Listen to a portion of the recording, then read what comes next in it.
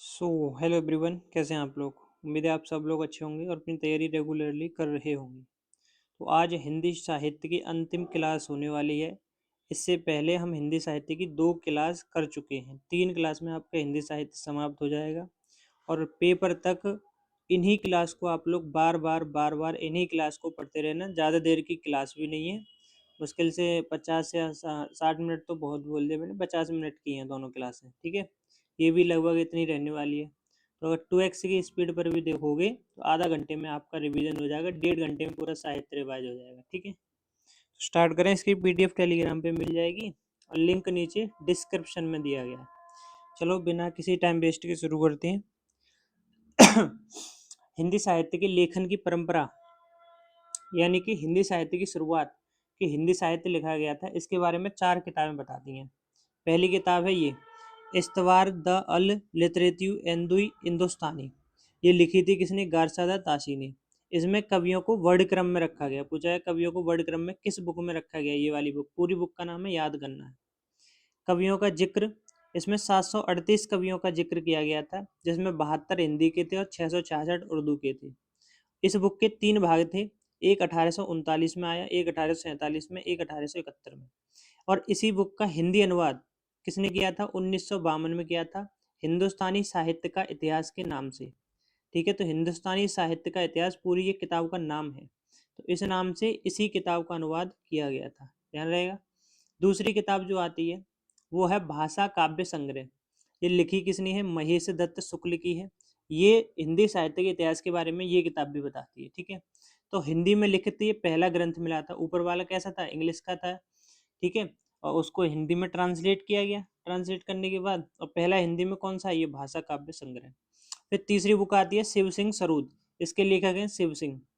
हिंदी साहित्य का सेकंड ग्रंथ है ये, ठीक है, हिंदी में जो लिखा गया। फिर चौथी बुक आती है the modern vernacular literature of Hindustani, George Grierson की। वेरी इंपॉर्टेंट है, ध्यान रखना। अब ये तो इंग्लिश में थी, इसका हिंदी अनुवाद किसने किया था? किशोरी लाल गुप्त ने 1957 में किया था। हिंदी साहित्य का प्रथम इतिहास के नाम से हिंदी अनुवाद किया था, ठीक। ये भी ध्यान रहेगी। आगे देखो। अच्छा, नोट पॉइंट में क्या है कि जो मिश्र बंधु विनोद हैं, इनकी रचना मिश्र बंधुओं के नाम से थी, ठीक है। नहीं, मिश्र बंधुओं की रचना इस नाम से थी, मिश्र बंधु विनोद के नाम से। अच्छा, मिश्र बंधु कौन? 3 लोग आते थे मिश्र बंधु में, ध्यान रखना, गणेश, श्याम और सुखदेव। इसकी ट्रिक कैसे ध्यान करोगे? GSS, गणेश, श्याम और सुखदेव। तो क्वेश्चन बन जाएगा कि निम्न में से मिश्र बंधु में कौन शामिल नहीं है। तो 3 तो होंगे, एक नहीं होगा, उसको पहचानना है, ठीक है।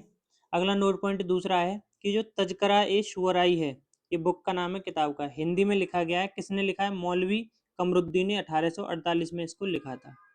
हिंदी साहित्य का प्रश्न इससे बाहर गया तो यकीन मानना 90-95% बच्चों से वो नहीं होगा, ठीक है। अगर आपने ये पूरी तीनों क्लास ढंग से कर ली तो सारे क्वेश्चन बन जाएंगे आपको। आगे देखो। अब हजारी प्रसाद द्विवेदी की अगर मैं बात करूं तो इन्होंने भी हिंदी साहित्य के बारे में बताया है। पहले इन्होंने हिंदी साहित्य के इतिहास के नाम से किताब लिखी थी 1940 में। फिर 1952 में हिंदी साहित्य उद्भव और विकास इन्होंने लिखी। 1952 में हिंदी साहित्य का आदिकाल इन्होंने ही लिखा था। 3 किताब ये इनकी हो गई, इनकी भी तुम्हें ध्यान रखनी है, ठीक है। अब अब हिंदी साहित्य के बारे में पढ़ के हमने कौन कौन सी किताब बता दी है। अब पढ़ लेते हैं हिंदी साहित्य का विभाजन कैसे होता है। हिंदी साहित्य के काल विभाजन का सर्वप्रथम प्रयास किया था ग्रियर्सन ने, जिनकी जो बुक थी, ठीक है, वर्नाकुलर एक्ट वाली। और तो सबसे पहले प्रयास किसने किया था? इन्होंने, ग्रियर्सन ने। अगर हिंदी साहित्य का विभाजन हम देखें रामचंद्र के अनुसार, तो इन्होंने 4 भागों में बांट दिया हिंदी साहित्य को, 4 काल में, आदिकाल, भक्तिकाल, रीतिकाल, आधुनिक काल।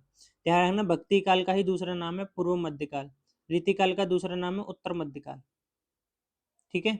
तो आदिकाल की इन्होंने डेट कब से कब तक बताई? 1050 से 1375 ईस्वी तक। भक्ति काल की 1375 से 1700। और ये रीति काल की 1700 से 1900। और आधुनिक काल को गद्यकाल कहा जाता है, 1900 से 1984 तक। वेरी इंपॉर्टेंट है ये सारी, ठीक है। ये डेट भी पूछी जाती है, ध्यान से याद कर लेना।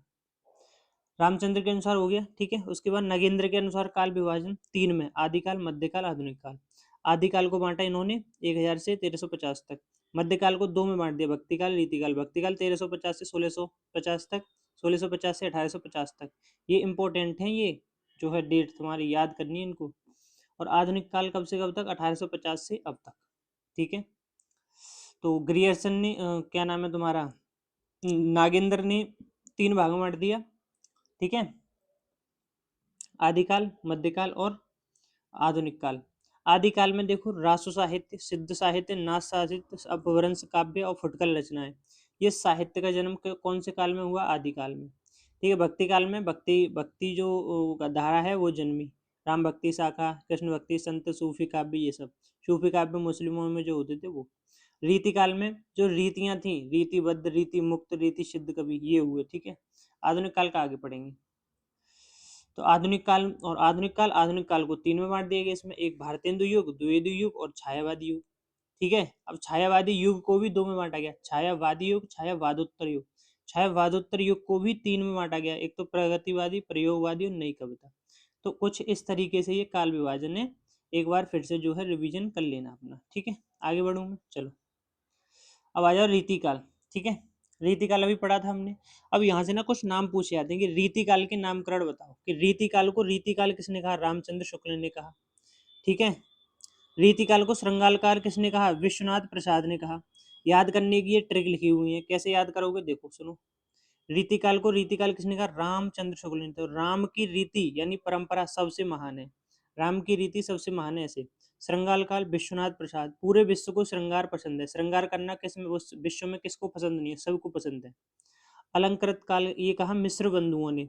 तो मिस्र गहनों से ही शरीर अलंकृत होता है, यानी कि मिश्रित गहने, अलग अलग प्रकार के। एक ही टाइप के गहने पहन लोगे तो उतना सुंदर नहीं लगोगे, अलग अलग प्रकार के गहने पहनोगे तो बहुत अलंकृत हो जाओगे। ठीक है, सुंदर हो जाओगे। अंधकार काल कहा त्रिलोचन में। अब देखो 3-3 आंख होने के बाद भी आदमी अंधा है, तो अंधकार काल, जिसके पास 3 लोचन ना हो या फिर ना हो उसे अंधकार उसको जो है अंधेरा अंधेरा ही दिखता है। आदिकाल के नामकरण देख लो। आदिकाल को आदिकाल का हजारी प्रसाद द्विवेदी ने। इसकी ट्रिक क्या है कि हजारों साल पहले आदि मानव रहते थे, तो आदि मानव आदिकाल, हजारों साल पहले हजारी प्रसाद द्विवेदी। चारण काल कहा ग्रियर्सन ने। तो सूरज की किरणें चरणों पर गिरती हैं, तो गिरती हैं ग्रियर्सन ने, और चरणों पर तो चारण काल। आधार काल किसने कहा? सुमन राज ने कहा। सिद्ध सामंत युग किसने कहा? राहुल सांकृत्यायन ने। ठीक है, ये गलत लिखा हुआ है, सांकृत्यायन होता है ऐसे, ये नहीं आता, ये वर्तनी में पूछा जाता है। वीर गाथा काल कहा रामचंद्र शुक्ल ने। वीर काल कहा विश्वनाथ प्रसाद ने। प्रारंभिक काल कहा मिश्र बंधु ने। बीज वपन काल कहा महावीर प्रसाद द्विवेदी ने। तो ये जो है काल विभाजन है। ठीक है, तुम्हारे की कौन से काल को किसने क्या कहा। अब आदि काल में आ जाओ। सबसे पहला हमने क्या पढ़ा था उसमें? सिद्ध साहित्य। सिद्ध साहित्य में, सिद्ध साहित्य किससे संबंधित है? क्वेश्चन ये बन जाएगा। तो बौद्ध धर्म से संबंधित है, बौद्ध धर्म की वज्रयान शाखा से संबंधित है सिद्ध साहित्य। सिद्ध कवियां कितने हुए? 84 सिद्ध कवि हुए, जिसमें ये 84 किसके अनुसार है? राहुल सांकृत्यायन जी के अनुसार है। इसको सही कर लेना। ठीक है, बाद में नहीं कहना कि ये गलत है, वो मैं बता दे रहा हूँ पहले। सिद्ध कवियां 84 हैं। 84 किसके अनुसार? राहुल सांकृत्यायन जी के अनुसार हैं। ठीक है, और सिद्ध कवियों में प्रमुख कौन से थे? प्रमुख थे सरहपा, और इन्हें ही हिंदी का पहला कवि माना जाता है। Very important. तो हिंदी का पहला कवि कौन है? सरहपा जी है। इनके ही अन्य नाम है, जैसे सरोज वज्र किसका नाम है? सरहपा जी का नाम है। ठीक है, इनकी रचना कौन सी है? दोहा कोश। तो दोहा कोश किसकी रचना है? सरहपा जी की है। दोहा कोश के 3 भाग हैं, दोहा कोश नीति, दोहा कोश नाम और दोहा कोश पाद। इन्हीं का शिष्य था सवरपा। सवरपा किसका शिष्य था? सहरपा का। ठीक है, सरहपा का शिष्य था सवरपा। और इसकी रचना कौन सी थी? चयपिद बोल दो या चदपिद बोल दो या चर्यापिद बोल दो, तीनों नाम एक ही है। ठीक है, चयपिंद या चर्यापिद या चदपिद, सवरपा की। और सिद्ध कवियों में अन्य नाम कौन कौन से आते हैं? जैसे लुईपा, डोबीपा, आर्यपा, चंपकपा। लुईपा ने लिखी लुईपाद गीत का, ये इनकी रचना है। अच्छा, तुमने एक चीज नोटिस करी इसमें कि जो सिद्ध साहित्य है, इनके जो कवि हैं सबके पीछे पा जरूर आ रहा है। जैसे सरहपा, सवरपा, लुईपा, डोभीपा, आर्य, देवपा, चंपकपा। तो अगर पा आ जाए पीछे तो समझ जाना ये सिद्ध साहित्य है, सिद्ध साहित्य से सिद्ध कवियां हैं।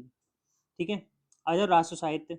जैसे तुम्हारा सिद्ध साहित्य बुद्ध धर्म से संबंधित था। ठीक है, बुद्ध धर्म की कौन सी जो शाखा थी? वज्रयान शाखा थी। ठीक है, और राष्ट्र साहित्य है, तो राष्ट्र साहित्य का नामकरण ध्यान रखना, शुक्ला जी ने किया है। शुक्ला जी कौन? रामचंद्र शुक्ल जी।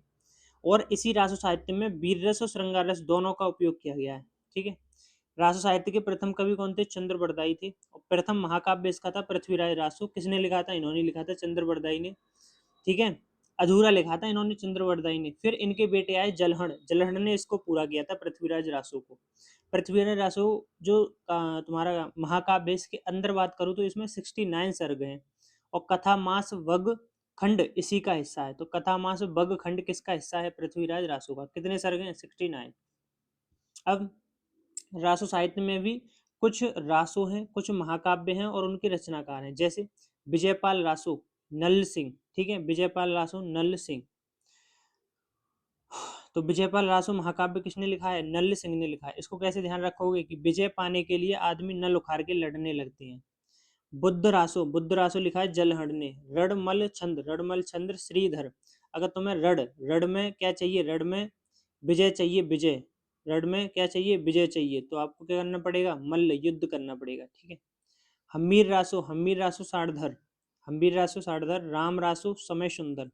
तो राम रासो किसकी रचना है? समय सुंदर की रचना। Parmal Raso Jagnik, very important, Parmal Raso Jagnik. और जगनिक ने ये आलाखंड लिखा है, जिसको अंग्रेजी अनुवाद में वाटरफील्ड कहा गया है। ठीक है, आलाखंड का अंग्रेजी अनुवाद क्या है? वाटरफील्ड।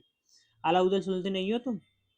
अपने बुजुर्गों से पूछना, बाबा वगैरह से, आला उदल जो कहानी है तो वो जो लिखी है ना, वो जगनिक ने ही लिखी है और इसी का हिंदी अनुवाद किया गया है वाटरफील्ड के नाम से। विशल देव रासो नरपति, नरपति नाल, नरपति नाल। 20-20 आदमी मिलकर भी एक नरपति राजा को नहीं हरा सकते। खुमाल रासो, खुमाल दलपति विजय, खुमाल रासो दलपति विजय। तो ये रासो इंपॉर्टेंट है, सारे ध्यान कर लेना, याद। ठीक है। नाथ संप्रदाय, नाथ संप्रदाय शिव भक्तों का साहित्य है ये नाथ संप्रदाय। इसका अन्य नाम है कनफटा समुदाय। कुल कवि इसमें 9 थे। सबसे पहले थे मच्छिंद्र नाथ।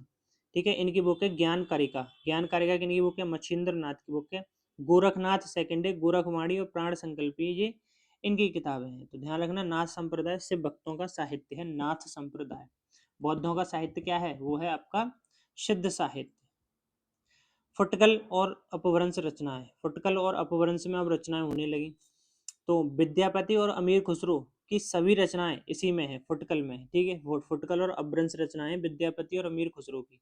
विद्यापति के बारे में अगर जानकारी दोगे तो अभट्ट में रचना इन्होंने की थी कीर्ति लता की और कीर्ति पताका। 2 रचनाएं हैं इनकी, किनकी? विद्यापति की। कौन कौन सी? कीर्ति लता, कीर्ति पताका। ये किस भाषा में है? तो अभट्ट भाषा में है। पदावली और गोरखा विजय नाटक, ये किस भाषा में? ये मैथिली में है। अन्य नाम इन्हीं का, विद्यापति को कहते हैं मैथिल कोकिल। क्या कहते हैं? मैथिल कोकिल। और कवि शेखर, ये इनके अन्य नाम है। अमीर खुसरो की बात करोगे, गजल और पहेली और कहानी का प्रयोग सबसे पहले इन्होंने किया था। ठीक, गजल पहेली कहानी का प्रयोग सबसे पहले इन्होंने किया था। खड़ी बोली का सबसे पहला प्रयोग भी इन्होंने किया था, अमीर खुसरो ने। इन्हीं का अन्य नाम है तोताए हिंद के नाम से इनको जाना जाता है। ठीक है, तो अब आदिकाल वाला पूरा हो गया। अब देखो मध्यकाल, मध्यकाल में भी कौन सा? एक भक्ति काल और एक रीति काल। भक्ति काल देखो पहले, भक्ति काल का, भक्ति काल के अन्य नाम जानोगे तो इसको स्वर्ण काल कहते हैं। स्वर्ण काल किसने कहा? गिरियर्सन ने कहा था। स्वर्ण युग किसने कहा? तो श्याम सुंदर दास ने। तो स्वर्ण काल कहा गिरियर्सन ने और स्वर्ण युग कहा श्याम सुंदर दास ने। ठीक है, भक्ति काल को लोक जागरण काल किसने कहा? हजारी प्रसाद द्विवेदी ने। किसने कहा? हजारी प्रसाद द्विवेदी ने लोक जागरण काल कहा। भक्ति काल की शाखाएं, अब देखो भक्ति काल में भी 2 शाखाएं आई, एक तो निर्गुणवाणी और एक सगुणवाणी, यानी निर्गुण शाखा और सगुण शाखा। निर्गुण शाखा ये ज्ञानाश्रयी शाखा है, इसको भी अन्य नाम है इसका, ज्ञानाश्रयी शाखा बोल देते हैं। और इसका नामकरण किया था रामचंद्र शुक्ल ने। और सगुण शाखा का भी नामकरण किया था रामचंद्र शुक्ल ने। अगर निर्गुण शाखा की मैं बात करूं तो निर्गुण शाखा में के प्रवर्तक माने जाते हैं कबीरदास जी। ठीक है, और कौन मानता है इनको? शुक्ल और हजारी प्रसाद के अनुसार ये इनको माना जाता है कि निर्गुण शाखा के प्रवर्तक हैं कबीरदास जी। कबीरदास जी के बारे में बात करूँ तो इनके गुरु रामानंद थे। भाषा, ये जो भाषा यूज करते थे वो पंचमेल खिचड़ी भाषा थी। ठीक है, पंचमेल खिचड़ी कैसे? ये ना अपनी उसमें जो ये बोलते थे तो उसमें ना बहुत सारी भाषाएं यूज कर देते थे, तो इसीलिए पंचमेल खिचड़ी नाम दिया गया इसको। और ये कहा किसने? श्याम सुंदर दास ने इनकी भाषाओं को पंचमेल खिचड़ी कहा। और कौन सी भाषा थी इनकी? सदुक्कड़ी भाषा थी, ये रामचंद्र शुक्ल ने कहा सदुक्कड़ी भाषा। बाणी का डिक्टेटर किसने कहा? हजारी प्रसाद द्विवेदी ने कबीरदास जी को बाणी का डिक्टेटर कहा। ठीक है। अच्छा, कबीरदास जी अंधे थे, लिख नहीं सकते थे, बोल सकते थे। तो बोल सकते थे तो क्या हुआ तो इनके ना इनके शिष्यों ने इन्हीं की वाणी को क्या कर दिया, एक बुक बना दी, किताब बना दी, जिसका नाम दिया बीजक। 1464 में धर्मदास ने ये लिखी थी, ठीक है। लिखी धर्मदास ने थी, शब्द किसके थे, कबीरदास जी के थे। बीजक के 3 भाग थे, एक साखी, शवद और रमैनी, 3 आते थे इसमें। साखी जो थी उसमें खड़ी बोली और राजस्थानी का उपयोग हुआ था। शवद जो थी उसमें ब्रजभाषा पूर्वी हिंदी का उपयोग हुआ था, और रमैनी जो थी उसमें ब्रजभाषा पूर्वी हिंदी का उपयोग हुआ था। आप देख रहे हो इसमें अलग अलग सारी भाषाएं हैं। तो इसका इसीलिए कहा गया पंचमेल खिचड़ी। श्याम सुंदर दास ने, रामचंद्र शुक्ल ने कहा सदुक्कड़ी, और वाणी का डिक्टेटर कहा हजारी प्रसाद द्विवेदी ने। कबीरदास जी गुरु बता दिए रामानंद थे, 1398 में जन्म हुआ था काशी में, मगहर 1518 में इनकी मृत्यु हुई थी, मगहर में, ठीक है। अब निरगुण शाखा में दूसरा नाम आता है संत रविदास या रैदास। इनके गुरु कौन थे, रामानंद के गुरु थे। और ये संत रविदास किसके गुरु थे, मीराबाई के गुरु थे ये। इनका एक कथन बहुत प्रचलित है, मन चंगा तो कटौती में गंगा। और दूसरा है अब कैसे छूटे राम नाम रट लागी। तो ये दोनों कथन किसके हैं पूछ लेगा, तो संत रविदास के। तीसरा नाम आता है इसी में गुरु नानक देव का। ये भी कौन से, ये भी निर्गुण शाखा से संबंध है, ज्ञानश्री शाखा। इनकी रचना ध्यान रखना, एक तो जपूजी इनकी रचना है, नसीहतनामा और 80 दीवार, असदीवार नसीहतनामा और जपूजी, गुरु नानक देव जी की रचना है, ठीक है। चौथा नाम आता है, चौथा नाम नहीं है, चौथी शाखा है, चौथा सूफी शाखा। सूफी शाखा में अब इसमें मुस्लिम लेखक आ जाएंगे। निर्गुण शाखा के अंतर्गत आने वाले मुस्लिम लेखक वही सूफी शाखा हो गए, यानी कि जो मुस्लिम लेखक थे निर्गुण शाखा के अंतर्गत आते थे वही सूफी शाखा हो गई, ठीक है। तो इसके प्रवर्तक सबसे पहले माना जाता है इसको मोइनुद्दीन चिश्ती को माना जाता है सूफी शाखा के प्रवर्तक। पहली रचना इसकी अशायत की हंसावली। रचना का नाम क्या है, सूफी शाखा की पहली रचना अशायत की हंसावली। सूफी शाखा का अन्य नाम है वैसरा साहित्य, ठीक है। 1370 एडी में अशायत की हंसावली लिखी गई थी। अब यहाँ पे कुछ रचनाएं हैं और उनके लेखक हैं, तो उनको तुम्हें रटना है बैठे।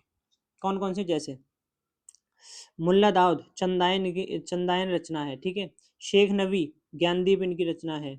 जायसी की है पद्मावत, यानी कि पद्मावत किसने लिखी है, जायसी ने, ठीक है। पद्मावत और भी ये तो 1540 में लिखी थी मलिक मोहम्मद जायसी ने। और एक कानावत, अखरावत और आखिरी कलाम, ये तीनों भी इनकी भी हैं, ठीक है। नूर मोहम्मद इंद्रावती, कुतुबन मृगावती, कासिम जहा हंस जवाहर, ईश्वर दास सत्यवती कथा, नरपति नल दमयंती, ये नरपति ने कौन सी ली, नल दमयंती, ठीक है। और इन्हीं को वो पंजाब का सूरदास इन्हीं को कहा जाता है, नरपति को। मंजन ने लिखी है मधुमालती, जटमल ने लिखी है प्रेम विलास और प्रेमलता, उस्मान ने लिखी है चित्रावली। तो ये बार बार तुम्हें रटने हैं, ठीक है। और ऐसा नहीं समझना इंपॉर्टेंट नहीं है, बहुत इंपॉर्टेंट है। अब आ जाओ सगुण धारा पे। निर्गुण धारा पढ़ ली, अब सगुण। सगुण में कौन से थे, जो लोग भगवान को मानते थे। अब भगवान को मानने वाली भारत में दो थे, एक तो दक्षिण भारत में जो थे और उत्तर भारत में, ठीक है। दक्षिण भारत में जो भगवान को मानने वाले थे उनको दो में बांट दिया, एक अलवार संत और एक नयनार संत। उत्तर भारत में एक राम भक्त शाखा और कृष्ण भक्त शाखा। अच्छा, सगुण धारा के प्रतिपादक थे शंकराचार्य जी। कौन थे, शंकराचार्य, ठीक है। अच्छा, अब यहाँ पे कुछ दर्शन दिए थे लोगों ने, जैसे अद्वैतवाद। अद्वैतवाद का सिद्धांत किसने दिया, शंकराचार्य ने दिया। द्वैतवाद का माधवाचार्य ने दिया। शुद्धाद्वैतवाद का बल्लभाचार्य ने दिया, ठीक है। विशिष्टाद्वैतवाद का रामानुजाचार्य ने दिया। द्वैताद्वैतवाद का निम्बकाचार्य ने दिया, ठीक है। तो देखो कैसे याद करोगे, ऐसे याद करना। रुक जा। ये शंकर जी कैसे हैं, अद्वितीय हैं, अद्वैतवाद, ठीक है। और माधवाचार्य, माधवा से ध्यान रखो, माधव, माधव कौन, माधव, माधव कहते हैं भगवान कृष्ण को। तो भगवान कृष्ण कैसे थे, दोगले थे, दोगले थे, ठीक है। ऐसे ध्यान कर लो, बस हमें याद करना है, फीलिंग्स पे नहीं आना, ठीक है। याद करना है बस, ठीक है। तो माधवाचार्य माधव भगवान विष्णु कृष्ण से याद कर लो, या फिर उनकी दो दो माताएं थी, ठीक है। द्वैतवाद, ऐसे ध्यान कर लो, द्वैतवाद, दो मत रहते थे उनके कि पांडवों को जिताऊं या ना जिताऊं, उस तरीके से। शुद्धाद्वैतवाद बल्लभाचार्य, विशिष्टाद्वैतवाद रामानुजाचार्य। देखो राम जी कैसे थे, विशिष्ट थे एकदम, विशिष्ट, विशिष्ट मतलब कोई विशेष आदमी हो, ठीक है। निम्बाकाचार्य, तुमने वो खा लिया नींव, नींव खा लिया तो तुम क्या करोगे, दो बार थूकोगे, थू थू, है नहीं। तो द्वैतवाद, ऐसे ध्यान करना। अलवार संत आ जाओ। अलवार संत वो थे जो विष्णु जी की पूजा करते थे, अलवार, ठीक है। किसकी पूजा करते थे, विष्णु जी की पूजा करते थे, अलवार, अलवार संत। अलवार वैष्णव संप्रदाय से संबंधित थे, इनकी 12 संख्या थी, 12 थे अलवार संत। सबसे लोकप्रिय संत थे इसमें सठ कोप। कौन थे, सठ कोप इसमें लोकप्रिय संत थे। नयनार कौन थे? ये शिव जी की पूजा करते थे, शैव उपासक थे ये, और इनकी संख्या थी 63। तो अलवार कितने थे? 12 थे। नयनार कितने थे? 63 थे। कैसे ध्यान रखोगे? इसमें देखो नयनार तो नयन आ रहा है, नयन, और 3 नयन किसके हैं? शिव जी के। किसके हैं? शिव जी के हैं 3 नयन, ठीक है। किसके हैं? शिव जी के हैं 3 नयन, ठीक। और कितने थे इसमें संत? 63। 63 को मैं ऐसे लिख दूं 60, 60 और 3, 60 प्लस 3, तो 3 नेत्र किसके हैं? शिव जी के हैं, और 60 से शिव, ऐसे ध्यान कर लो। बाकी 12 वो बचा ही तुम्हारा। एकमात्र अलवार महिला संत आंदाल, कौन थी? आंदाल, अलवार महिला संत। और इन्हें क्या कहते हैं? इन्हें ही दक्षिण भारत की मीरा कहा जाता है। किसको? आंदाल को। आंदाल, दक्षिण भारत की मीरा किसको आ जाता है? आंदाल, ठीक है। तो वो हुई तुम्हारी अलवर और नैनार। उसके बाद आयो राम भक्ति शाखा। राम भक्ति शाखा में सबसे पहला नाम आता है तुलसीदास जी का, और राम भक्ति शाखा के पहले कवि हैं तुलसीदास जी, ठीक है। इनके गुरु थे नर हरिदास। इनका और दूसरा नाम क्या क्या है? जैसे कलिकाल का वाल्मीकि, इनको नावादास ने कहा था। नावादास की रचना ध्यान रखना, भक्तमाल। जातीय कवि किसने कहा था? रामविलास शर्मा ने कहा था। मानस का अंश कहा था अमृतलाल नागर ने। किसको? तुलसीदास जी को, मानस का अंश। तुलसीदास जी का जन्म सोरों में हुआ था, ठीक है। ये हजारी प्रसाद जी मानते हैं सोरों में। और बांदापुर में कौन मानता है? बांदापुर में मानते हैं रामचंद्र जी, रामचंद्र शुक्ल, सॉरी, ठीक है। और मृत्यु इनकी वाराणसी में हुई थी। अच्छा, इनकी 12 रचनाएं कौन कौन सी हैं? इन्होंने 6 रचनाएं तो ब्रजभाषा में करी हैं, और 6 रचनाएं अवधि में करी हैं। अवधि में कौन कौन सी हैं? रामलला, नैषु, रामाज्ञा प्रश्न, रामचरित मानस, जानकी मंगल, पार्वती मंगल, बरवे रामायण। तो ये जो है 6 रचनाएं अवधि में। 6 रचनाएं ब्रजभाषा में, वैराग्य संदीपनी, कृष्ण गीतावली, गीतावली, कवितावली, दोहावली, विनय पत्रिका। कवितावली का अन्य नाम है हनुमान वाहक, और गीतावली का अन्य नाम है पदावली, ठीक है। अच्छा, बोल पूछ लेगा कि तुलसीदास की पंचरत्न रचना में से कौन सी नहीं है? तो ये 5 बड़े ग्रंथ हैं, इन्हीं को पंचरत्न कहा जाता है। वैराग्य संदीपनी, रामलला, नैचु, जानकी मंगल, पार्वती मंगल, और बरवे रामायण। बरवे रामायण, तो ये भी है, ठीक है। ध्यान रहेगा, ठीक है। रामचरितमानस, अब थोड़ा सा इतना बड़ा ग्रंथ है तो थोड़ा सा इसके बारे में भी जान लेते हैं। रामचरितमानस अभी भाषा बताई, अवधि भाषा है, ठीक है। रस कौन सा है इसमें? भक्ति रस होगा, जब राम जी के बारे में लिखा गया है। इसमें टोटल 7 कांड हैं, और दोहे हैं इसमें 1074। 7 कांड में पहला कांड है बालकांड, सबसे बड़ा कांड है बालकांड। अयोध्या कांड दूसरा है हृदय, जो है रामचरितमानस का हृदय कहा जाता है अयोध्या कांड को। अरण्य कांड आता है, फिर किष्किंधा कांड आता है, सबसे छोटा कांड। सुंदर कांड, लंका कांड, उत्तर कांड। 7 कांड तुम्हें याद होने चाहिए, ठीक है। आगे इसी शाखा में, राम भक्ति शाखा में, अगला नाम आता है केशव दास का। केशव दास की रचनाएं महत्वपूर्ण है। रामचंद्र का, रतन बावनी, रसिक प्रिया, विज्ञान गीता, नक्शिक और छंदमाल। अन्य महत्वपूर्ण रचना और कवि, ठीक है। तो ये तो केशव दास हो गए, इनकी ये रचनाएं हैं। अब कुछ और इम्पोर्टेंट कवि हुए राम भक्ति शाखा में, जैसे एक गुमनाम कवि हुए, इन्होंने लिखी कृष्ण चंद्रिका। माधव दास हुए, राम रासो लिखा। रायमल पांडे, हनुमान चरित लिखा। लाल दास हुए, अवध विलास लिखा। सेनापति हुए, दो लिखे ने, कवच रत्नाकर और काव्य कल्पद्रुम। तो ये इन्होंने लिखा, ठीक है।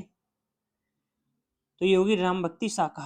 अब जब कृष्ण भक्ति शाखा, इसके प्रतिपादक कौन माने जाते हैं? निम्बकाचार्य माने जाते हैं, ठीक है। निम्बकाचार्य की रचना है 10 श्लोक। 10 श्लोक किसकी रचना है? निम्बकाचार्य। किसकी रचना है? निम्बकाचार्य की रचना है, ठीक है। और भी कवि थे, जैसे इसमें श्री भट्ट थे, तो श्री भट्ट ने लिखी युगल शतक और आदिवाणी। हरिव्यास ने लिखी महावाणी। जयदेव ने लिखी गीत गोविंद। वल्लभाचार्य ने लिखी, 3 लिखी, पूर्व मीमांसा, उत्तर मीमांसा और अड़ु भाष्य। अड़ु भाष्य अधूरी थी, इसको पूरा किया था विट्ठल नाथ ने, जो कि इनके ही बेटे थे, ठीक है। तो ये राम भक्ति शाखा के कवि थे, ये आपको ध्यान रखनी है।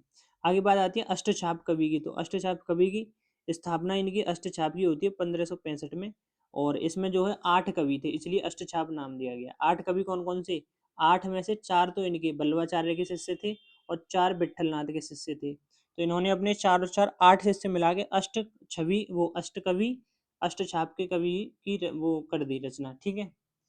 तो इसमें देखो 4 शिष्य बल्लवाचार्य के, 4 थे विट्ठलनाथ के। तो ये देखो, ये हैं पहले कुम्भन दास, सूरदास, कृष्णदास और परमानंद दास। ये 4 जो शिष्य हैं, ये किसके हैं? ये बल्लभाचार्य के शिष्य हैं। याद कैसे करोगे इसको? ट्रिक से याद करना है। जैसे ये लिखिए ट्रिक। बल्लभगढ़ के कुंभ में सूरदास की भक्ति से कृष्ण परमानंद हो गए।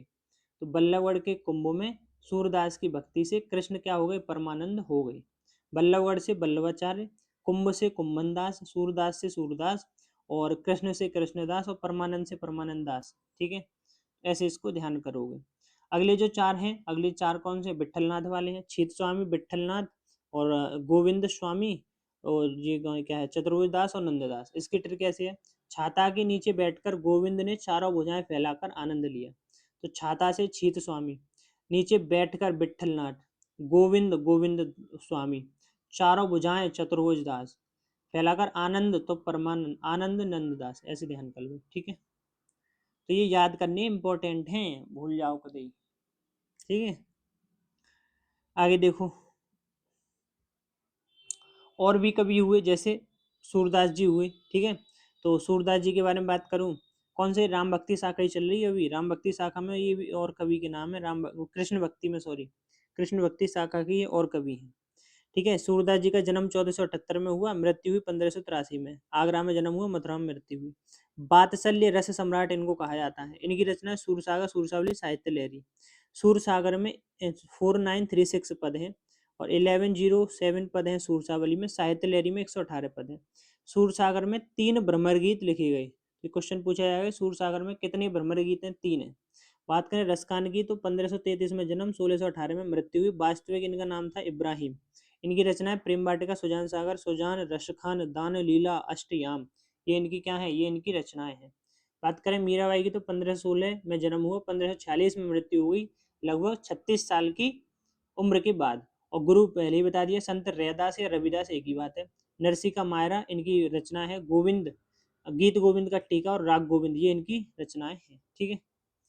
तो ये तुम्हारा भक्ति काल खत्म। आज अब आ जाओ रीति काल। रीति काल में रीतिबद्ध और रीति मुक्त। रीतिबद्ध में कौन कौन से कवि आते हैं, एक तो चिंतामणि। चिंतामणि को ही रीति काल का प्रवर्तक माना जाता है। रीति काल का प्रवर्तक किसे माना जाता है, चिंतामणि को माना जाता है, ये बात ध्यान रखना, ठीक है। किसको माना जाता है, चिंतामणि। तो रीतिबद्ध में, यानी कि रीतियों में बंधकर, रीति जानते हो ना, रीति संस्कृति मान लो, तो संस्कृतियों में बंधकर, संस्कृति की लिमिट में रहकर जिन्होंने अपनी रचनाएं लिखी, वो रीतिबद्ध हो गई।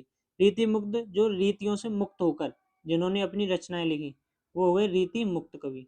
तो रीतिबद्ध के जो प्रवर्तक हैं वो माने जाते हैं क्या, रीतिबद्ध के, यानी रीतिकाल, पूरा रीतिकाल है, इसके प्रवर्तक चिंतामणि को माना जाता है। चिंतामणि की रचना है रामायण, श्रृंगार मंजरी, रसविलास। उसके बाद भूषण का नाम आता है शिवराज भूषण, छत्रसाल दशक, शिवा बामनी, ये इनकी रचना है, ठीक है। ऐसे ही तुम्हारे रीति मुक्त में घनानंद का नाम आता है, सुजान सागर घनानंद की रचना है। भिखारी दास का नाम आता है शतरंज शतिका, ये इनकी रचना है। मतीराम इनकी रचना है। ललित ललाम, फूल मंजरी और रसराज, फूल मंजरी मतीराम और श्रृंगार मंजरी चिंतामणि। बिहारी लाल का भी नाम आता है, बिहारी शत से इन्होंने लिखी है, ब्रज भाषा के कवि हैं और 719 दोहे हैं किसमें, बिहारी शतसई में। दोहे की संख्या कितनी है, 719।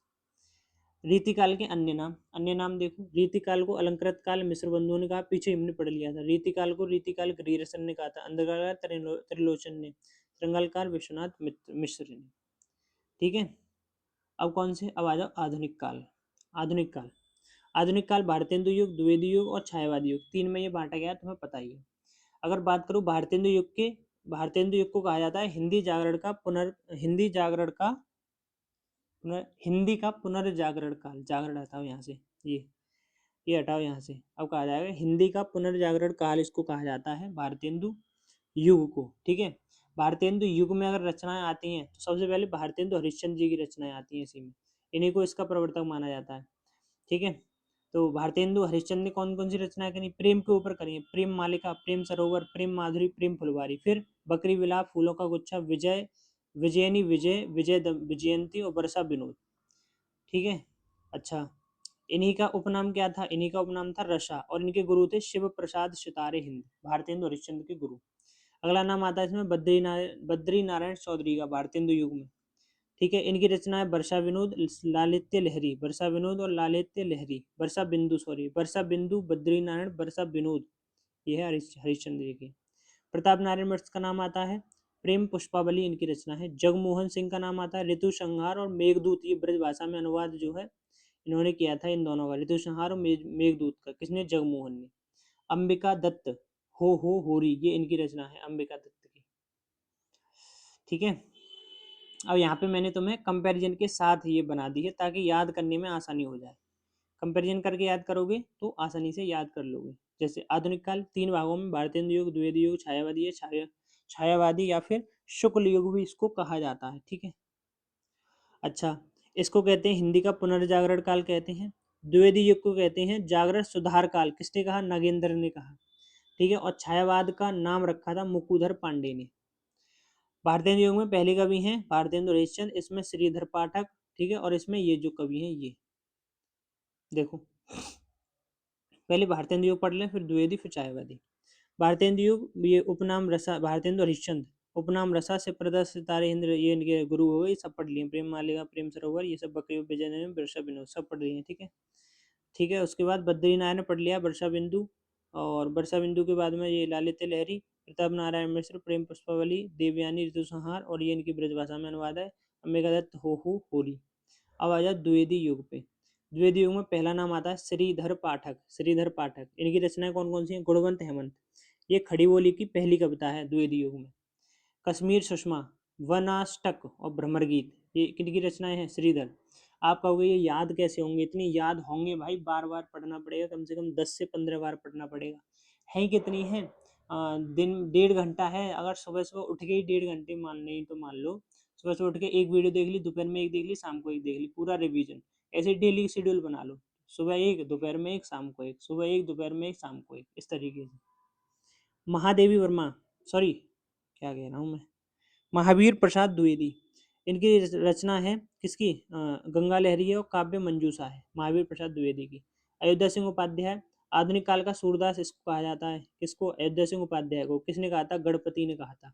तो गणपति ने कहा था इनको आधुनिक काल का सूरदास। ठीक है। इनकी रचना कौन सी? प्रिय प्रवास, वैदेही वनवास, सौ के चौबदे और प्रेमचंद, पारिजात, रसकलश और कल्पलता, ये इनकी रचनाएं हैं। याद करनी ही पड़ेंगी, इंपॉर्टेंट है, चुनिंदा तुम्हारा कंटेंट है, पढ़ना ही पड़ेगा अगर नंबर अच्छे चाहिए तो। मैथिली शरण गुप्त अगले कवि आते हैं द्विवेदी युग में। इन्हें आधुनिक युग का तुलसीदास कहा जाता है। इनकी रचनाएं जयद्रथवध, किसान, गुरुकुल, झंकार। झंकार किसकी है? मैथिली शरण गुप्त की है। द्वाकर, साकेत मैथिली शरण गुप्त की है। भारत भारती इन्हीं की है। और भारत भारती रचना के बाद ही गांधी जी ने इन्हें राष्ट्र कवि कहा था। राष्ट्र कवि की उपाधि दी थी मैथिली शरण गुप्त को। पूछा जाता है राष्ट्र कवि कौन है? मैथिली शरण गुप्त। कामता प्रसाद, कामता प्रसाद हिंदी भाषा के पाणिनि किसको कहा जाता है? कामता प्रसाद को कहा जाता है। रचनाएं हैं पद्म पुष्पावली, विनय पचासा और भौमा शुभद, ये इनकी रचनाएं हैं। मुकुधर पांडे, मुकुधर पांडे कानन कुसुम, ये इन्हीं की रचना है मुकुधर पांडे। एक आप पढ़ोगे कानन कुसुम किसकी? जयशंकर प्रसाद की। तो दोनों अलग अलग रचनाएं हैं। ठीक है। वो शायद तुम्हारा उपन्यास है और ये शायद कविता है, मुझे क्लियर नहीं है। ठीक है, सर्च कर लेना, अपना देख लेना। छायावाद का नाम रखा था मुकुंदर पांडे ने। इसमें छायावाद में कुल 6 लेखक हुए। कौन कौन से? और 6 के 6 नाम तुम्हारे रटे हुए होने चाहिए जीप पे। एक तो सुमित्रा नंदन पंत, जयशंकर प्रसाद और सूर्यकांत त्रिपाठी निराला, महादेवी वर्मा, राम कुमार शर्मा, भगवती चरण शर्मा। इनमें से जो शुरू के 3 नाम है ये वाले, पंत, प्रसाद और त्रिपाठी, इनको बृहत्त्रयी कवि कहा जाता है। और ये जो नीचे वाले 3 हैं, महादेवी वर्मा, राम कुमार शर्मा, भगवती चरण शर्मा, इनको लघुत्रयी कहा जाता है। क्या कहा जाता है? इनको लघुत्रयी कहा जाता है। ठीक है। वर्मा, शर्मा, शर्मा और पंत, प्रसाद, त्रिपाठी, कैसे भी याद करो, याद करो। और ये भी इंपॉर्टेंट है, छायावाद के चतुष्पद कौन कौन है? चतुष्पद, तो इसमें देखो, एक तो सुमित्रा नंदन पंत जी, और ये तुम्हारे क्या नाम है, जयशंकर प्रसाद, सूर्यकांत त्रिपाठी निराला और महादेवी वर्मा। सूर्यकांत त्रिपाठी निराला और महादेवी वर्मा, ये कौन है? ये है तुम्हारे चतुष्पद हैं छायावाद के। अगर पहली बात करूं सुमित्रा नंदन पंत की, तो इनकी रचनाएं उच्छ्वास, पहली छायावादी रचना इसको माना गया उच्छ्वास को। पल्लव, बीड़ा, युगांधी, ये इनकी रचनाएं हैं। लोकायतन इनकी रचना है, इन्होंने गांधी पर लिखी है लोकायतन। चिदम्बरा इनकी रचना है, इसके लिए ज्ञानपीठ भी मिला इनको। कला और बूढ़ा चांद इन्हीं की है, युगवाणी इन्हीं की है। जयशंकर प्रसाद के बारे में आ जाओ, इनका उपनाम था कलाधर और इनके गुरु थे मोहिनी लाल, इनके गुरु थे। पहली कविता थी इनकी सावन पंचक 1906 में। पहले छायावादी कविता लिखी थी इन्होंने प्रथम प्रभात के नाम से। ठीक है। फिर इनकी रचना आ जाती है, झरना आ जाती है, उर्वशी आ जाती है। उर्वशी को चंपू काव्य कहते हैं। चंपू काव्य क्यों कहते हैं? क्योंकि इसमें उर्वशी में गद्य भी और पद्य दोनों मिलती हैं। कानन कुसुम, देखो कानन कुसुम और कानन कुसुम, ये इनके दोनों की है। आंसू इन्हीं की है। जयशंकर प्रसाद कामायनी लहर, कामायनी में 15 सर्ग हैं। 15 में एक जो मनु आता है और श्रद्धा और ईरा, तो ध्यान रखना जो मनु है वो मन को दिखाता है, श्रद्धा हृदय को दिखाती है और ईड़ा बुद्धि को दिखाती है। ठीक है। अब छायावाद, छायावाद युग को भी दो में बांट दिया है। एक तो छायावाद, छायावाद या शुक्ल युग, और छायावादोत्तर या शुक्लोत्तर युग। ठीक है। इसमें जो सूर्यकांत त्रिपाठी निराला जी आ जाते हैं, सूर्यकांत त्रिपाठी निराला अभी तो पढ़ रहे थे ना, ये देखो अभी क्या है, ये जयशंकर प्रसाद है, अभी तो 6 का भी पढ़ने हैं हमको। त्रिपाठी निराला जी आ गए इसमें। निराला जी की एक वो है, क्या नाम है, अनामिका, अनामिका 1923। और अनामिका के दो भाग हैं, एक तो तोड़ती पत्थर और राम की शक्ति पूजा। परिमल, परिमल किसकी, सूर्यकांत त्रिपाठी काव्य संग्रह है ये। ठीक है। प्रथम कविता है इन्हीं की, जूही की कवि, जूही की कली, जूही की कली। परिमल क्या है, परिमल काव्य संग्रह है। और इसी काव्य संग्रह में एक एक कविता है जूही की कली। तो जूही की कली इनकी ये प्रथम कविता है परिमल संग्रह में। ठीक है। और सांदी सुंदरी, भिक्षुक कविता और बादल राग, ये सब इसी का पार्ट है, परिमल, परिमल का। ठीक है। क्यों, क्योंकि ये काव्य बहुत बड़ा है। अन्य रचना कौन कौन सी है, कुकुरमुत्ता हो गई, नए पत्ते वेला हो गई, गीतिका हो गई, अर्चना हो गई और सांध्य का कली हो गई। ये इनकी अन्य रचनाएं, ये भी आपको ध्यान रखनी है। आ जाओ महादेवी वर्मा पे। महादेवी वर्मा को आधुनिक युग की मीरा कहते हैं। हिंदी की विशाल मंदिर की बीड़ा पाणी, बीड़ा पाणी सरस्वती, इन्हीं को कहा जाता है। रचनाएं निहार, यामा, नीरजा, रश्मि, दीपशिखा, सांध्य गीत, ये इनकी रचनाएं हैं। माखनलाल चतुर्वेदी को आ जाओ तो इसमें हिमतरंगड़ी, हिमक्रीटनी, समर्पण और केदी और कोकिला, ये किसकी है, माखन लाल चतुर्वेदी जी। बालकृष्ण शर्मा, ये किस में चल रहे हैं, छायावाद में चल रहे हैं। उपनाम है नवीन, इनका उपनाम है। कुमकुम और रश्मि रेखा, ये इनकी रचनाएं हैं। सुभद्रा कुमारी चौहान छायावाद की कवि हैं, कवित्री हैं सॉरी। जलियांवाला बाग, रानी झांसी की रानी, त्रिधारा, स्वदेश के प्रति, झंडे की इज्जत में, मुकुल, ये सब इनकी रचनाएं हैं। ठीक है जी। आगे देखो, छायावाद उत्तर या शुक्लोत्तर युग। इसमें पहला नाम आता है हीरानंद वात्स्यायन अज्ञे जी का, इनका उपनाम है अज्ञे। इनने 4 तार सप्तक जारी किए थे। पहला तार सप्तक 1943 में, दूसरा 1951 में, तीसरा 1969 में, चौथा इसमें 1979 में। चौथे वाले का श्रेय जाता है नामवर सिंह को। कैसे याद करोगे, 1953 याद करना है, फिर आज इसमें जोड़ो 8, ठीक है, फिर इसमें 8 जोड़ो, फिर इसमें जोड़ दो 20, तो 8 8 20 जोड़ना है। पहला, दूसरा, तीसरा, चौथा तार, 4 तार सप्तक इन्होंने जारी किए थे, सच्चिदानंद, हीरानंद वात्स्यायन यज्ञ। इनकी रचना कौन कौन सी है, ऐसा कोई घर आपने देखा नहीं, हरी घाट छड़वर, कितनी नावों में कितनी बार, आंगन के पार, सुनहरी सहवाल, इत्यलम, चिंता पूर्वा, असाध्य गीत और भग्नदूत, ये सब इनकी रचनाएं हैं। बार बार पढ़ना पड़ेगा तुम्हें, तब याद होंगी। 1 घंटे में हो जाएगी क्या, 37-38 मिनट हो गई भाई। 11वें पेज पे चल रहे हैं, 17 पेज है, हो जानी चाहिए। ठीक है, खींच लें, 1 घंटे से पहले ही खत्म करेंगे। रामधारी सिंह दिनकर जी आ जाते हैं इसमें छायावादोत्तर युग में। इनको डिप्टी राष्ट्र कवि कहा जाता है, अधैर्य का कवि और समय सूर्य, इन्हीं के तीनों नाम है, ध्यान रखना। इतिहास के आंसू, आत्मा की आंखें, परशुराम की प्रतीक्षा, कुरुक्षेत्र, इन्हीं की रचनाएं। उर्वशी, हुंकार, रेणुका, रश्मि रथी, ये सब इन्हीं की रचनाएं हैं। तीसरा नाम आता है सर्वेश्वर दयाल सक्सेना, खूटियों पर टंगे लोग, एक सुनी नाव, जंगल का दर्द, तो ये किन की रचना है, सर्वेश्वर दयाल सक्सेना। खूटियों पर टंगे लोग, एक सुनी नाव और जंगल का दर्द। चौथा नाम आता है गजानन माधव मुक्ति बोध का, चांद का मुंह टेढ़ा है और भूरी भूरी खाकधूल, ये किसकी रचना है, गजानन माधव की रचना है। अगला नाम आता है इसमें धर्मवीर भारती का। धर्मवीर भारती की रचना है ठंडे ठंडा लोहा और अंधा युग, देशांतर और कनुप्रिया, कनुप्रिया, देशांतर, अंधा युग, ठंडा लोहा। ठीक है। अगला नाम आता है वासुदेव सिंह त्रिलोचन का।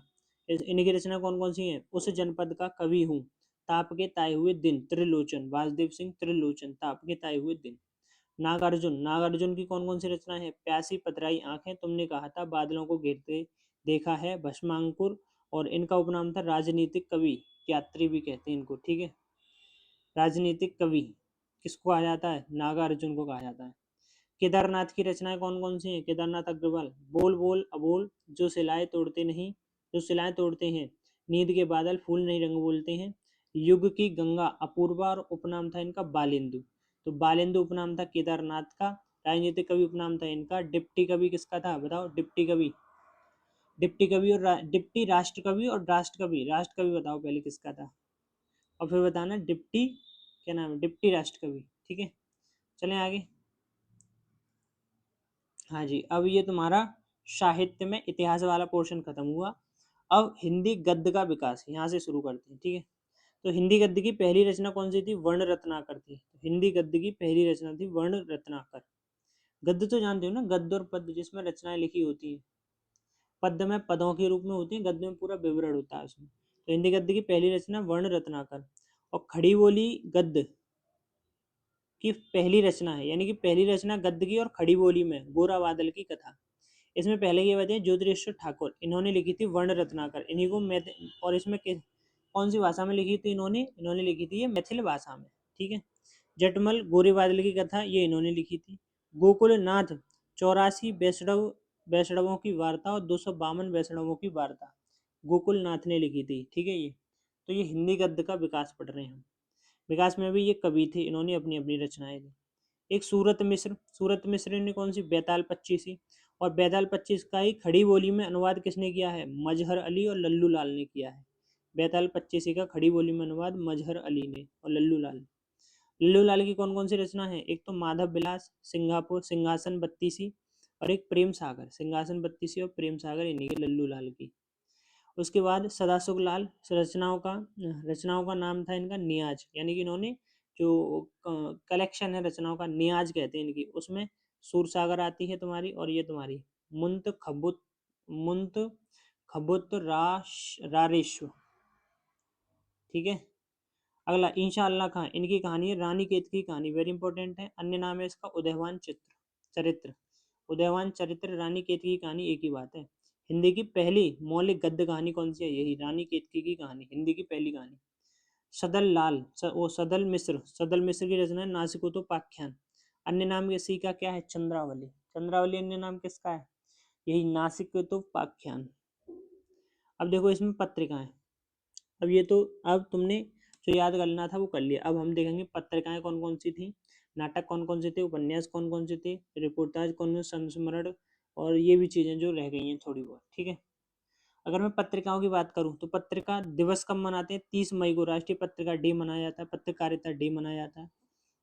पहली जो साप्ताहिक यानी सप्ताह में एक बार आती थी, कौन सी थी? उद्दंड मार्तन, 1826 में आती थी। ये जुगल किशोर इसके संपादक थे, कलकत्ता में आती थी, ठीक है। तो पहली साप्ताहिक तो ये है, लेकिन पहली दैनिक कौन सी थी? दैनिक पत्रिका थी समाचार सुधावर्षन, 1854 में। श्याम सुंदर दास संपादक थे, कलकत्ता में ये आई थी। अच्छा, अब मैं बात करूं यूपी की, तो यूपी की पहली साप्ताहिक पत्रिका कौन सी थी? बनारस अखबार, 1845 में। शिव प्रसाद सितारे के संपादक थे इसके, और बनारस में ये आती थी। हिंदी का पहला यूपी का पहला दैनिक पत्र कौन सा था? हिंदुस्तान, 1887 में। और राज रामपाल इसके संपादक थे, प्रतापगढ़ में ये आता था, ठीक है। तो चार याद रखोगे।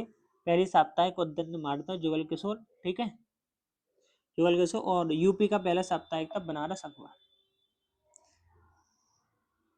आ जाओ अब नाटक पढ़ते हैं। नाटक कौन कौन से कवि ने कौन कौन से नाटक लिखे?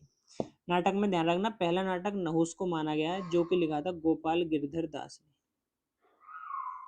गोपाल गिरधर दास ने लिखा था पहला नाटक नहुस, ठीक है। नाटक में पहला नाम आता है भारतेंदु हरिश्चंद्र जी का।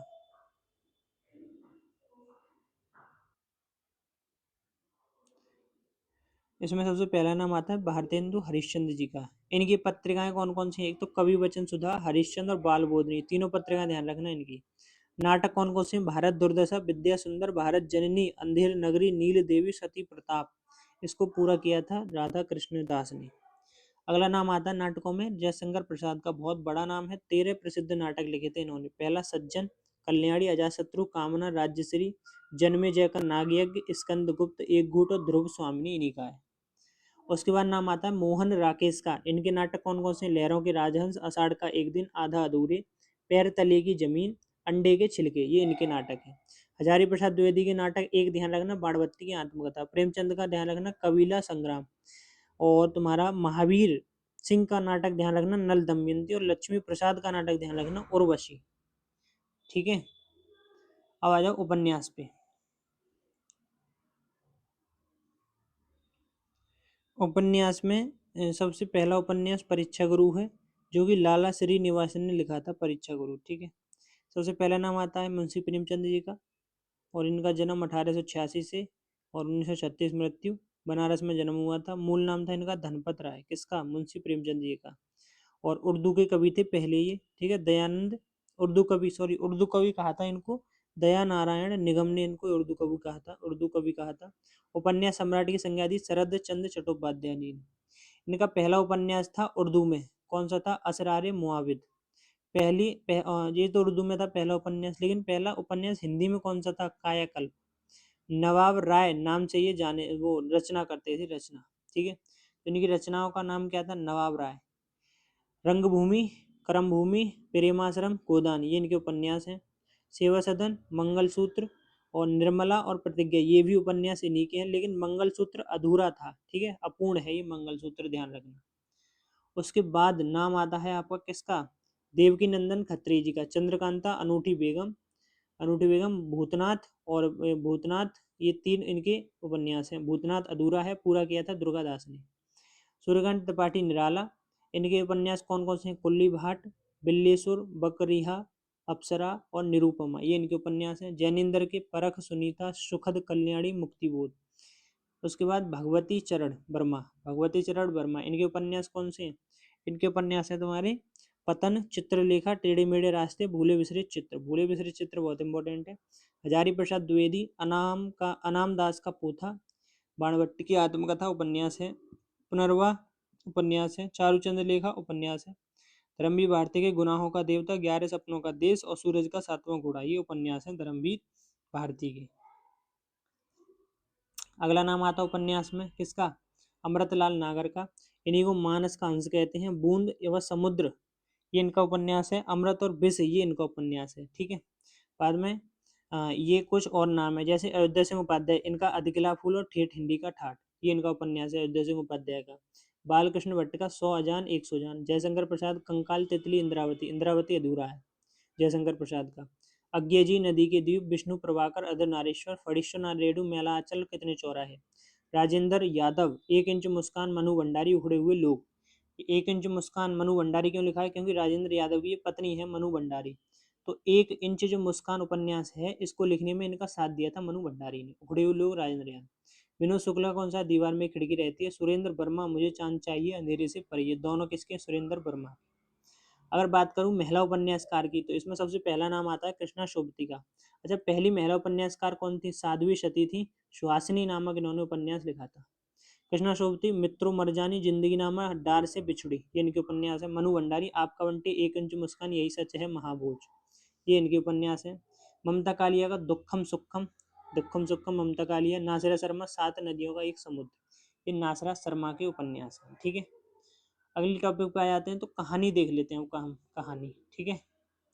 कहानी कौन कौन सी है? जैसे अगर मैं हिंदी की पहली कहानी बात करूं, तो इंदुमती नाम है इसका, किशोरी लाल ने ये लिखी थी, ठीक है, पहली कहानी। अब मुंशी प्रेमचंद में आ जाओ, कहानियों में मुंशी प्रेमचंद की पहली कहानी थी इश्क दुनिया, उर्दू की थी पहली। पहली हिंदी कहानी कौन सी थी? बड़ी गढ़ की बेटी। अंतिम कहानी थी कफन। सोजे वतन, ये इनका कहानी संग्रह है, जिसमें 5 कहानियों का जिक्र है। पहला, दुनिया का सबसे अनमोल रत्न, अनमोल है यहाँ पे। और शेख मखमूर, दूसरी कहानी। यही मेरा वतन, तीसरी। शोक का पुरस्कार, चौथी कहानी। सांसारिक प्रेमवत देश, ये 5वीं कहानी है इसी में। सौ जय वतन में। और इनकी प्रसिद्ध कहानी कौन कौन सी? नमक का दरोगा, पूस की रात, दो बैलों की कथा, ईदगाह, सवा शेर गेहूं, बूढ़ी काकी, नरक का मार्ग, दूध का नाम, शतरंज के खिलाड़ी, दो सखियां, मुक्ति, धन, निर्वासन और पे पूंजी, ये इनकी कहानी है। अगला नाम आता है जयशंकर प्रसाद का कहानियों में। तो इनकी ग्राम पहली कहानी है, और शालवती अंतिम कहानी है। आकाशदीप, प्रतिध्वनि, इंद्रजाल, छाया, ये सब इनकी कहानी है। राहुल सांकृत्यायन, बोलगा से गंगा, हर जगह ये गलत लिखा है। बोलगा से गंगा और सातमी के बच्चे, ठीक है, ऐसे लिखा जाता है, देखो। सांकृत्यायन को नहीं आता है, कृत्यायन, सांकृत्यायन, ये ऐसे लिखा जाता है, ठीक है। धर्मवीर भारती, मुर्दों का गांव, चांद व टूटे हुए लोग, ये इनकी कहानी है धर्मवीर भारती की। अगर कुछ इसमें और नाम देखे जाए, तो चंद्रधर शर्मा, इनकी कहानी उसने कहा था। जैनेन्द्र की फांसी और स्पर्धा। अज्ञे जी की विपत्तिका। महिला कहानीकार में पहली जो महिला थी कहानी वाली, बाला कुमार घोष थी। इनकी कौन कौन सी कहानी है? दुलाई वाली, भाई बहन और हृदय परीक्षा, इनकी कहानी है बाला कुमार घोष। सुभद्रा कुमारी चौहान, बिखरे मोती इनकी कहानी है। कृष्ण शोभा की कहानी बादल के घेरे, ममता कालिया, छुटकारा और मिखोटा, ये इनकी कहानी है। ठीक है, अब आ जाओ एकांकी। एकांकी क्या होता है भाई? एकांकी, एकांकी, एकांकी नाटक पढ़ा था अभी, तो नाटक का छोटा रूप, नाटक से छोटी होती है ये एकांकी। पहली एकांकी एक घूट किसकी? जयशंकर प्रसाद की। राम कुमार वर्मा की रेशमी मिठाई और धर्मवीर भारती की नदी प्यासी थी, ये इनकी एकांकी हैं दोनों की, ध्यान रखना इंपॉर्टेंट है। फिर आ जाओ निबंध कौन कौन से हैं? निबंध, निबंध के प्रवर्तक भारतेंदु हरिश्चंद्र माने जाते हैं। पहला नाम आता है बालकृष्ण भट्ट का। इनके निबंध कौन कौन से हैं? हिंदी भाषा का स्टील, चंद्रोदय और बाल विवाह, ये इनके निबंध के नाम है। प्रताप नारायण मिश्र धोखा, खुशामद, नास्तिक, सोने का अंडा, ये इनके निबंध है। सोने का अंडा, नास्तिक, खुशामद, धोखा। चिंतामणि, चिंतामणि एक निबंध संग्रह है, इसमें 4 भाग हैं। चिंतामणि का जो पहला भाग है ना, वो रामचंद्र शुक्ल से संबंधित है। भाग 1 रामचंद्र शुक्ल। आप कह रहे हो चिंतामणि किसके? रामचंद्र शुक्ल की। तो चिंतामणि तो है, लेकिन चिंतामणि का पहला भाग है रामचंद्र शुक्ल का, इसलिए हम चिंतामणि पूरी को ही कह देते हैं रामचंद्र शुक्ल की। भाग 2 विश्वनाथ प्रताप का है। भाग 3 नामवर सिंह का है। भाग 4 ओम प्रकाश और कुसुम चतुर्वेदी जी का है। हजारी प्रसाद द्विवेदी, हजारी प्रसाद द्विवेदी अशोक के फूल, ये इनका निबंध है। नाखून क्यों बढ़ते हैं, आलोक पर्व और कल्पलता, ये इनके निबंध संग्रह हैं। उसके बाद नाम आता है हरिशंकर परसाई का। हरिशंकर परसाई का निबंध है ठिठुरता हुआ गणतंत्र, बेईमानी की परत, पगडंडियों का जमाना। रामधारी सिंह दिनकर जी का नाम आता है अर्धनारीश्वर, रेती के फूल, मिट्टी की ओर, पगडंडियों का जमाना, बेईमानी की परत, ठिठुरता हुआ गणतंत्र, हरिशंकर परसाई। ठीक है, समझाने वाला कुछ नहीं है इसमें, सिर्फ याद करनी है, तो रटना है बैठे। महावीर प्रसाद द्विवेदी, इसमें महाकवि माद का प्रभात वर्णन, ये इनका वो है निबंध। बाल मुकुंद गुप्त, शिव शंभू का काला चिट्ठा, चंद्र शर्मा कछुआ धर्म, और बाबू गुलावरा ठलुआ कलम, मेरी असफलताएं। राम वृक्ष वैनुपुरी, गेहूं और गुलाब, ये इनका निबंध है। विद्या निवास मिश्र, चितवन की छाह। धर्मवीर भारती, ठेले पर हिमालय, बहुत इंतजार कर रहे थे इसका। धर्मवीर भारती, ठेले पर हिमालय और पश्यंती, ये दोनों ही इसके हैं, धर्मवीर भारती के निबंध है। अज्ञे जी का कौन सा है? त्रिशंकु, त्रिशंकु किसका? अज्ञे जी का। अब आलोचनाएं, आलोचना ग्रंथ पढ़ लेते हैं, यानी कि जिसमें कवि, अब जैसे मैं हूँ, मैं कवि हूँ, अब मैं किसी की आलोचना पर एक किताब लिख दूँ कि ये वो है, तो वो आलोचना ग्रंथ हो जाता है। ठीक है, प्रथम आलोचक माना जाता है भारतेंदु जी को। ठीक है, और इनकी रचना है नाटक। नाटक क्या है? रचना का नाम है, नाटक वो नहीं है, नाटक इनकी रचना का नाम है, जो आलोचक ग्रंथ है पहला। मिश्र बंधु का आलोचक ग्रंथ कौन सा? हिंदी नवरत्न। श्याम सुंदर दास का साहित्य लोचन और रूपक रहस्य, दोनों है श्याम सुंदर दास का। रामचंद्र शुक्ल का रश्मि मानसा विमर्गित और जायसी ग्रंथावली, ये तीनों है। धर्मवीर भारती सिद्ध साहित्य, ये क्या है? आलोचक ग्रंथ है धर्मवीर भारती का। शिवदान सिंह चौहान, हिंदी साहित्य के 80 वर्ष, ये इनका आलोचक ग्रंथ है, हिंदी साहित्य के 80 वर्ष। ठीक है, अब आ जाओ आत्मकथाओं पे। तो पहली कौन सी है आत्मकथा? अर्धकथा। अर्धकथा नहीं है, ये नाम ही है अर्धकथा, आत्मकथा है पहली, यानी कि मैं अपने बारे में कुछ चीज लिखूं। तो लेखक थे इसके बनारसी जैन।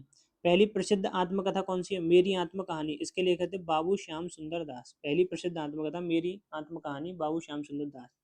अब ये नाम लिखे हुए हैं, इन्हें तुम्हें पढ़ना है। जैसे पहला नाम है राहुल सांकृत्य, इनकी आत्मकथा कौन सी है? मेरी जीवन यात्रा। अंबिका दत्त दास, आत्मकथा निज वृत्तांत। जानकी देवी, जानकी देवी बनाम, आत्मकथा मेरी जीवन यात्रा, ये दोनों की है। ठीक है, पहली आत्मकथा लेखिका हैं, ये महिला हैं। ठीक है, ममता कालिया, कितने शहरों में कितनी बार। कृष्णा अग्निहोत्री, लगता नहीं है दिल मेरा, कृष्णा अग्निहोत्री। मैत्रेयी पुष्पा, गुड़िया भीतर गुड़िया। मनु भंडारी, एक कहानी यह भी। प्रभा खेतान, अन्य से अनन्य। यशपाल, सिंहावलोकन। 3 इसके खंड थे, पहला दूसरा तीसरा। हरिवंश राय बच्चन, क्या भूलू क्या याद करूँ, ये इनका आत्मकथा है।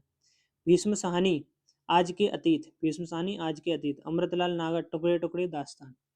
तो ये इनकी आत्मकथा है। ठीक है, संस्मरण, संस्मरण किसी की याद में लिखा जाता है, वो संस्मरण हो जाता है। जैसे पदम सिंह शर्मा, इनका संस्मरण है पदम पराग प्रबंध मंजरी। महादेवी वर्मा का पथ के साथी। राम बृक्षवेनपुरी, जंजीरें और दीवारें। हरिवंश राय बच्चन, नए और पुराने झरोगे। अज्ञे जी, स्मृति रेखा। कृष्ण शोभाती, हम हशमत।